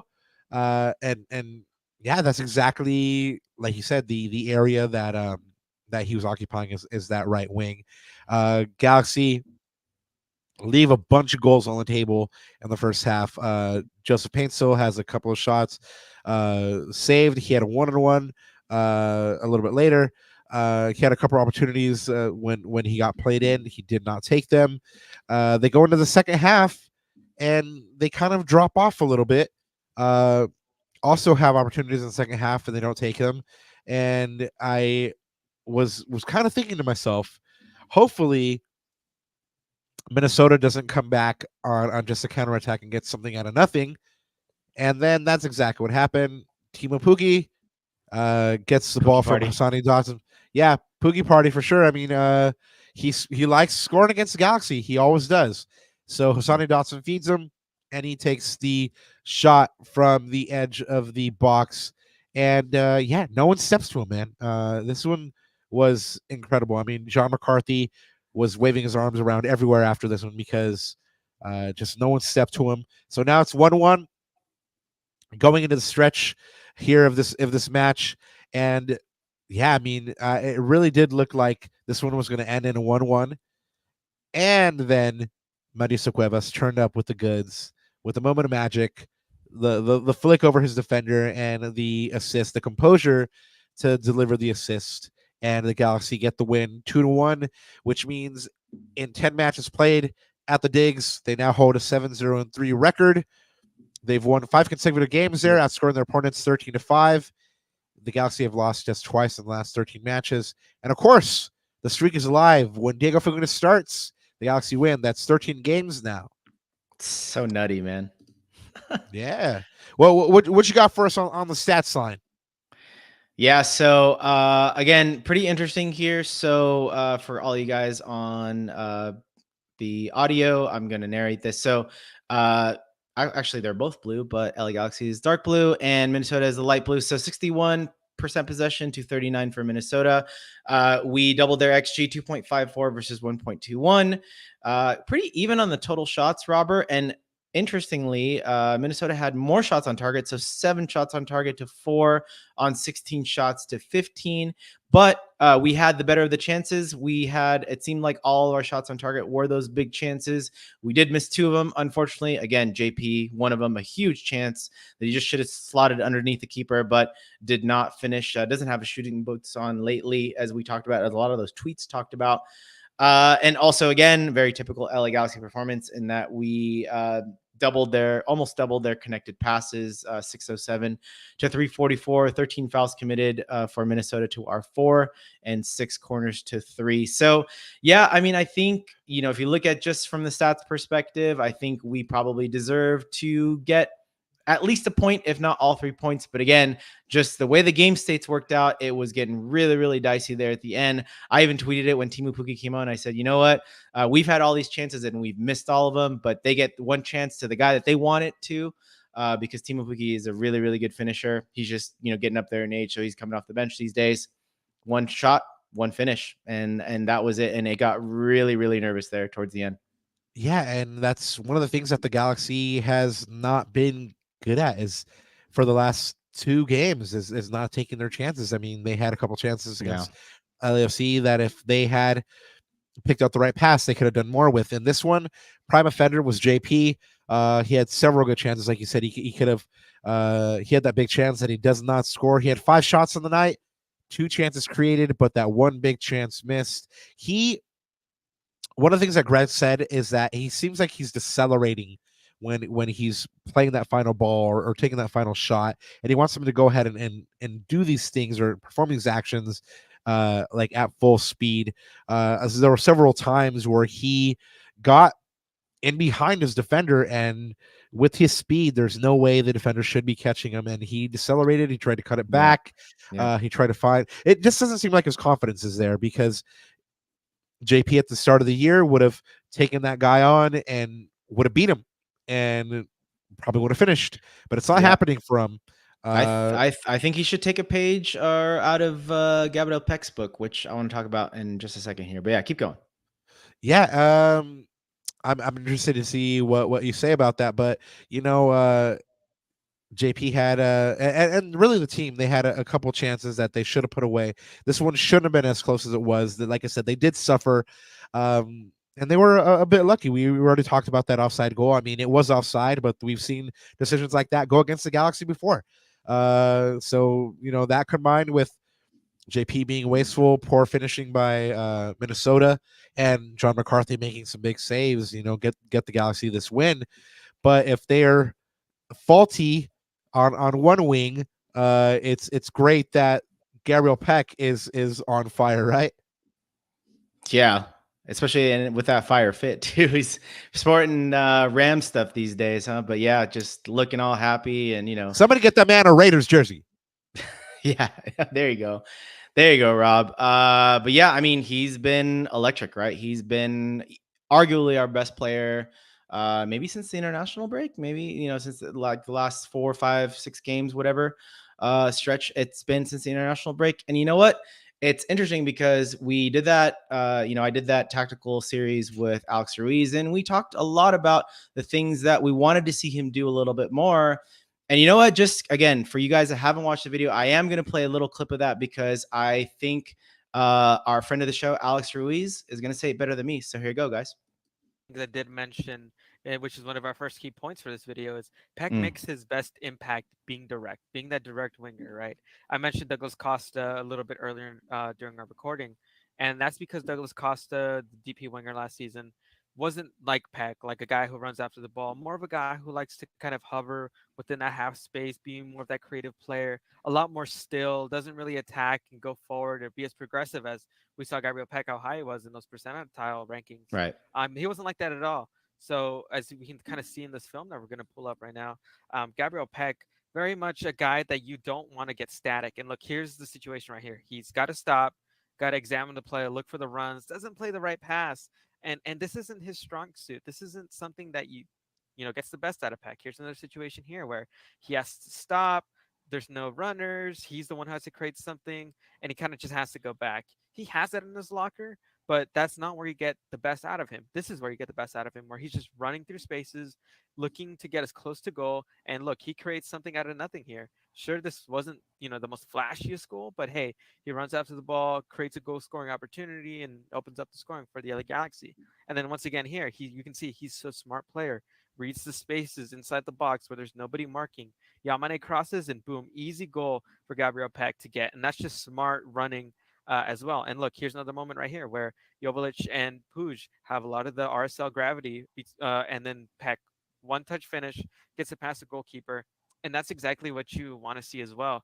And this exactly is what we saw in this last game against SKC, where Gabriel Peck, gets this assist for Joseph Painstill. I mean, look at this. He's just running right after the ball, just being direct, using his pace and speed, and then boom, playing that easy pass to Joseph Painstill. And I think if you can get Peck to play like that, you're going to unlock another level. And that's Profe Alex just breaking it down, man. And I couldn't have said it better myself. And we've seen that directness in the last few games. And that's been the unlock, man. He's just been more direct. You see his confidence go up, and we love to see it. Miggy Almiron is the MLS transfer record. I believe he was sold for 20-ish million. Gabriel Peck continues to play like this. I mean, it's not out of the realm of possibility that he goes for more than that. He's laid his claim. I mean, one of the reasons that Joseph Painstill might not be playing as well as he could be is because Gabriel Peck has laid claim to that right wing. And we know that Joseph Painstill wants to play over on that wing as well. But Greg said that it's Gabriel Peck's for the moment, especially after his first brace for the Galaxy. And really, he should have had a hat trick. There was play there at the end where he took a couple players on, and he just didn't pick out the last action. He should have took it himself, and we could potentially be talking about Peggy hat trick. But in 9 matches dating back to May 25th, he has 12 goal contributions. The guy is playing lights out. 6 goals and 6 assists. Ranked tied for second in MLS behind only Cucho Hernandez, who has 7 goals and 6 assists. So far this year, he has 9 goals and 8 assists for 17 goal contributions. Yes, the man is on fire, and I don't think that he's going to. I don't think he's going to let up. And it's good that he's not letting up because Riqui just came back, and there's all this debate raging on about what the best lineup for the Galaxy is. Is he playing too much hero ball? Of course, we just heard from El Profe Alex. El Profe Alex did let us know that, in the LAFC match, no chances created. That's 3 matches in a row against LAFC where no matches created. So in this match, we saw Diego Fagundez line up right next to him. Do you think that Diego brought that balance to the team that they were looking for, Ananda? Yeah, I think he does. I think he's just a really smart player, man. He, as Greg said, he's one of those glue guys. He understands the system really well. He understands what's needed in certain situations. And I think that decision making, that level of sort of experience, right, on the pitch, where whatever part of the pitch he's playing on, I think that's an underrated quality. And like I said, he was playing DM and he was occupying almost like a right back position. It worked really well in this game. The only thing I'm going to say about this, and again, this is now where it goes to like the chess battles or matchups. They talk about this all the time in the NBA, especially like, certain teams match up well against others. Well, I just think LAFC in general is just a terrible matchup for the Galaxy in the way this roster is constructed. So the question, and this is for Greg to figure out now, this is going to be really interesting to see that next LAFC game against an athletic, more physical, dominant in terms of stature as well. You think about our midfielders, Rob, they're not tall. A lot of their midfielders are pretty tall. You look at Elias Sanchez, you look at Tillman, even Atuesta, right? They're physical and athletic. So then the question becomes, how do we counteract that both from a personnel and a tactical perspective? Do we put these guys in different spots? Do we go? I mean, does Greg go 2017 Toronto FC final, right? Does he go 4-1-2-1-2 and plays, he used to play Giovinco as a second striker. Do we put Riqui as a second? I mean, there's a lot of interesting things he can do, but I think that's going to be the interesting thing for me and to see like, what's the next evolution of this? Like, how do we, because I don't think the debate of, are we a better team with or without Riqui? I don't think that's a debate. I think that's a non-starter for me. I think the debate is, how do we put these chess pieces in the positions to succeed against certain opposition like LAFC? I think that's going to be one to watch for sure. Oh, I think you're on mute, Papa. I was on mute. Well, the people have a take, and I brought up some of those because it was kind of fun to see what the people are talking about Riqui at the moment. So El Profe, this is the Alex one. Yep. Yeah, El Pro for bringing us that stat on the no chances created, and it really is a crazy stat. I mean, he's just so electric against everybody else, but it looks like LAFC has found the way to keep him quiet. Chris Tucker says Riqui is the most talented player on the field. We as a team play better with Fagundez at the 10. Don't disagree. Miki agrees. Look, you were there. Hey, Mike Gray. Hey, Mike Gray. During preseason, I said to Alex, this would be the year Greg Vanny has to prove himself as a manager capable of problem solving for the LA Galaxy to compete for trophies. He's got to figure out how to unlock Riqui in the final third versus LAFC. Yeah. You're not wrong. Agreed. Edgar Nags going to stir the pot here. There was lots of blame to go around for the loss in El Tráfico to LAFC, but LA Galaxy have now lost the last 2 games when Riqui Puig has started. Do you think they play better without him, or does his erratic style benefit Vanny's system? We already know what you say, Ananda. I think, and for me, it's kind of like a head in the heart kind of thing because. Again, you want to have your most talented player, but they just look so much more controlled and composed when Diego's playing at the 10. And so again, it becomes like, how do you unlock Riqui Puig and get the best out of him? But then you have moments of magic like that ball over the top to Yamane, right? So it's of course. I don't think it's an easy answer, Rob. I think it's I even said, I think I responded to this tweet and I told Edgar, I think it's number one, it's 300 characters or less is not the right form to have that conversation. And I think it's a lot more detailed and nuanced than that for sure. Right. What else we got here? Ooh, oh gosh, Riqui and former Galaxy player Sasha Kleshin were kind of going at it last week on the socials. So Sasha, trying to, I guess, extending an olive branch, says, "Hey, Riqui Puig, nice pass." Riqui responds, "Enjoy, my friend, and remember, once a G, always a G." Looks like they have now buried the hatchet, which is good to see. Is it? Or I saw that as a little tongue in cheek, but I could be wrong. I mean, I want to believe that they buried the hatchet, right? So I think is that our last one from the people's here? Yep, that's the last one. Yep. Here's what I'll say on this whole Riqui debate, man. I've been thinking about it a lot, and we even spoke about it a little bit over the weekend. The challenge here is for Greg to unlock the best way to get the best out of Riqui while keeping the team as balanced as he can. So how do you get the best out of your star player while keeping within a system? The only thing that I could really think about when I was thinking about this whole internal debate that I was having inside me, because I don't know if other people were having this, but when you had a young star named Kobe Bryant on the Lakers a long time ago, and he was undoubtedly one of the most talented players on that roster. But against the Utah Jazz, he was putting up air balls in the elimination match in the Western Conference Finals. People got on Kobe Bryant too. People were letting him hear it. People were saying airball at him.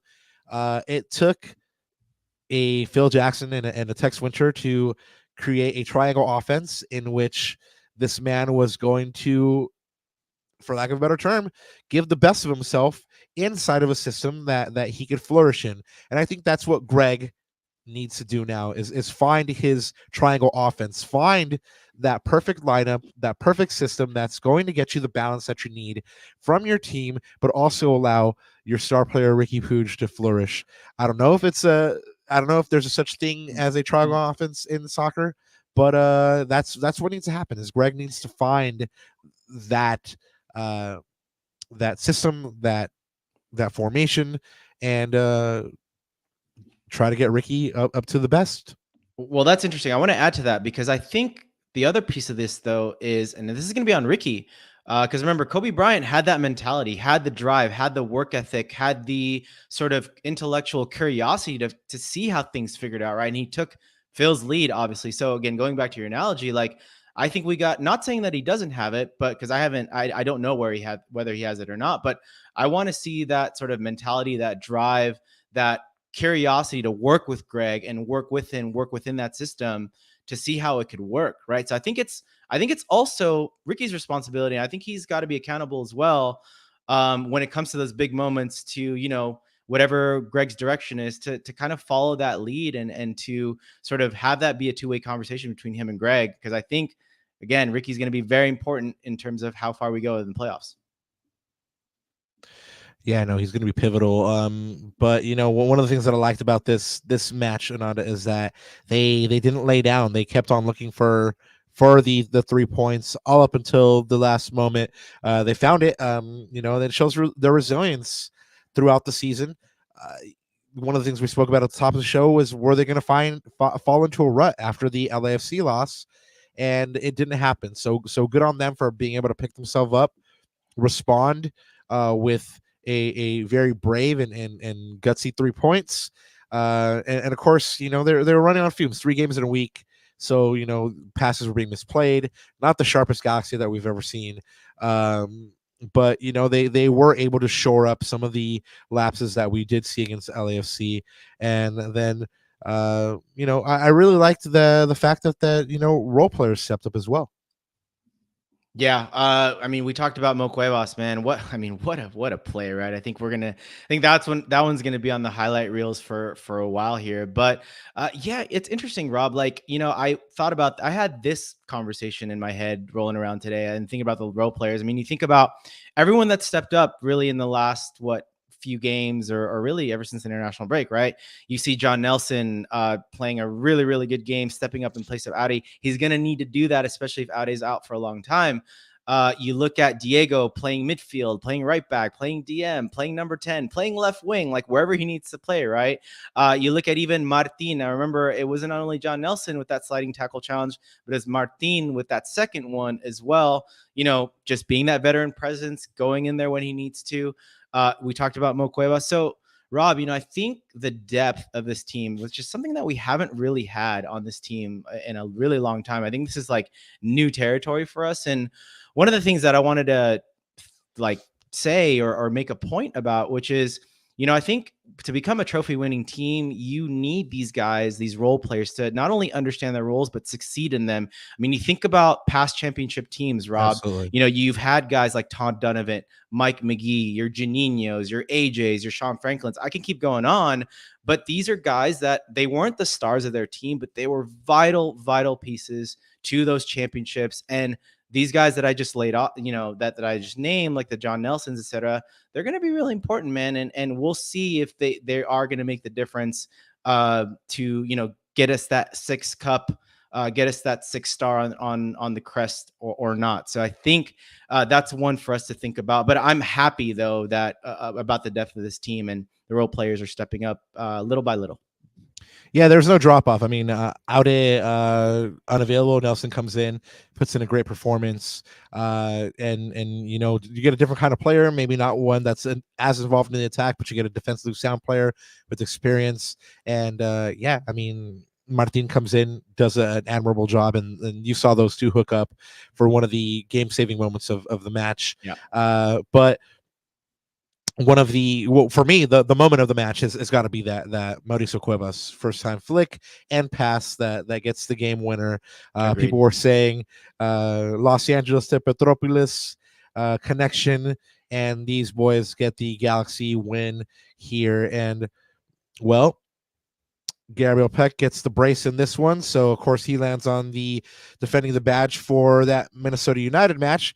And just to let you guys know, he did take match day 24 defending the badge as well against LAFC. You guys voted him in as the winner for that match day, but he is one of your candidates against Minnesota United, as well as Miki Yamane, John Nelson, and Mauricio Cuevas. Of course, Mauricio Cuevas had the assist.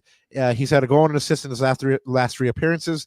John Nelson had a solid game, 1 block shot, 7 passes in the final third, 3 clearances, 3 interceptions, 3 recoveries, 3 duels. Miki Yamane had his 6 assists, 1 block, 1 clearance, 1 interception, 4 recoveries, and 3 duels won. And of course, Gabriel Peck, who is actually your winner, everybody, had his 2 goals. And then he did it on the defensive side as well. 2 clearances, 1 interception, 1 recovery, 9 duels won, and 6 of 7 dribbles completed. Man, he wins his 4th and 5th of the season back to back. So now he has the most defending the badges this season. Ananda, would he have been your winner? I was in between 2 guys, but I mean, Gabriel Peck, obviously, I think man of the match performance for both the performances. But I said it earlier, man. I'm going to say it again. I mean, I think the last pod I chose Diego. I'm going to choose Diego again because, we talk about all these tenants, and I think this is a guy that doesn't get enough credit. He's starting to now. I'm seeing it sort of on X and the chatter. But I mean, like I said, man, this guy will play in any position, anywhere, and he will do anything for the team to win, right? And those are the little things. Those are the intangibles, Rob, that we always talk about with defending the badge, representing the shirt, right? Sweating for the shirt. I mean, he'll do whatever it takes. I mean, I saw even a play. He was at the right back position. He came all the way back and made a challenge. And right. I think that was one of his tackles won, I believe. But on the other end, he created 2 chances, right? So again, what a difference maker this guy's having. I mean, guys, if rival fans like Scarf and those guys in LFC are saying that they're jealous of us having a player like Diego Fagundez, that means something. That's high praise for a guy like that. And we're just happy to have him in this team. But no, man, Diego Fagundez, for me, like I said, he's been an amazing player for us. And we've recently, I think, have seen like the value of what he means to this team. I'm not going to disagree with you. He definitely is been underrated, and he needs to be talked about more. He's been fantastic. But Gabriel Peck has just been on, man. Like I said, he's just been carrying the team offensively, and he seems to be getting stronger and stronger. I don't feel like we've seen the best Gabriel Peck yet, which is kind of scary for teams across the league. So that'd be my pick is Gabriel Peck. Of course, the people who have spoken, they gave him the 5th defending the badge. So Ananda, let's wrap this thing up here. Where does that leave the Galaxy in the standings here? They are now 12-4-7 through 23 matches, 44 goals scored, and then 30 goals conceded. They are 7-1-3 at home. They are on 43 points and are now 7 points away from Greg Vanny's best points total of 50. I believe that was in 2022.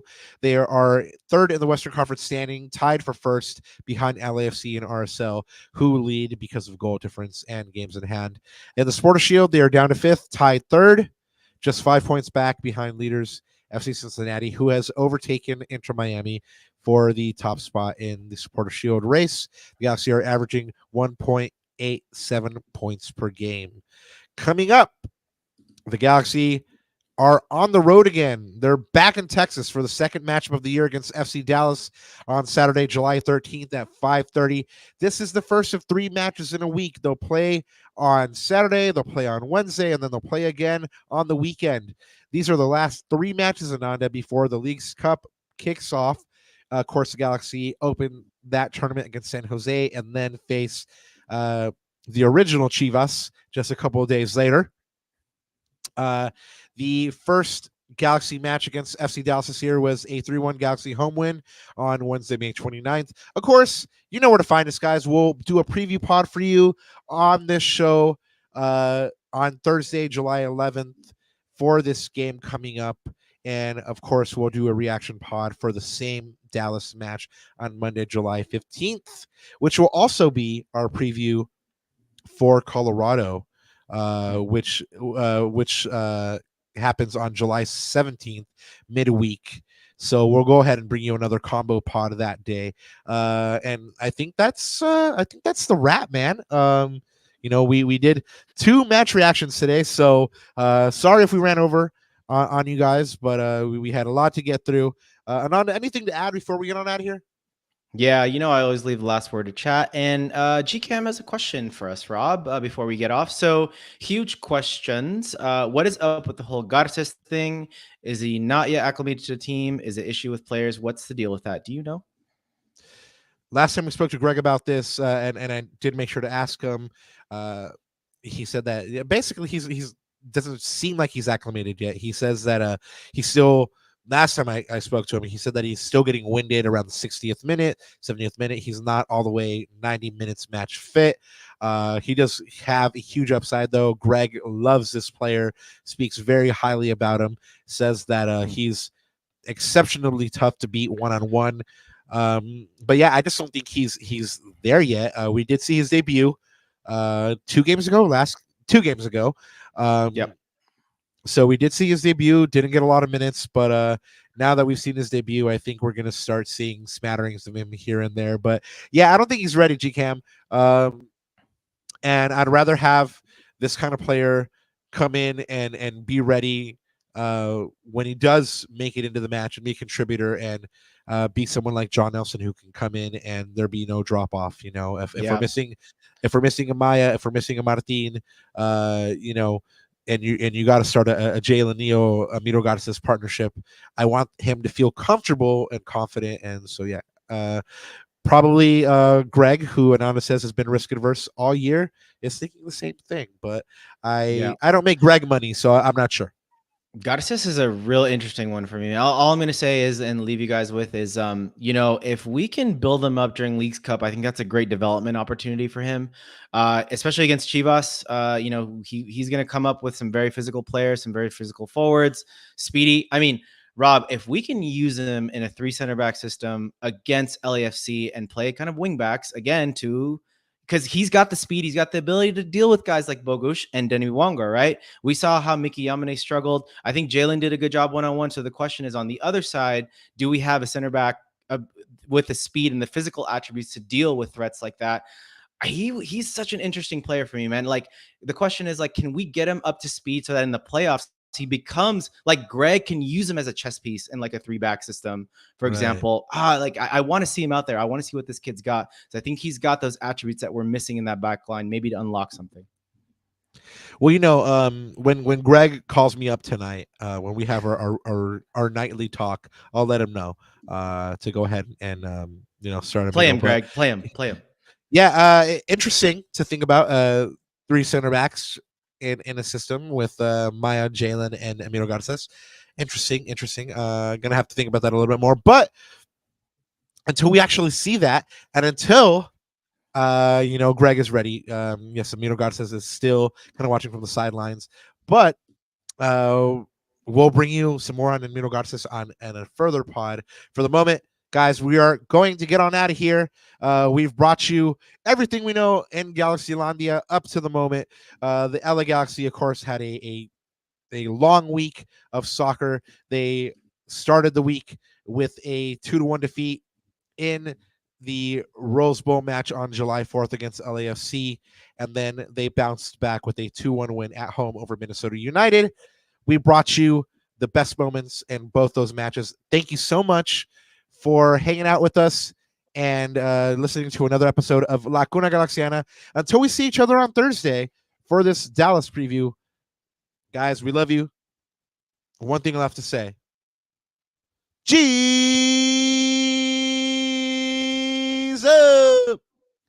you and I.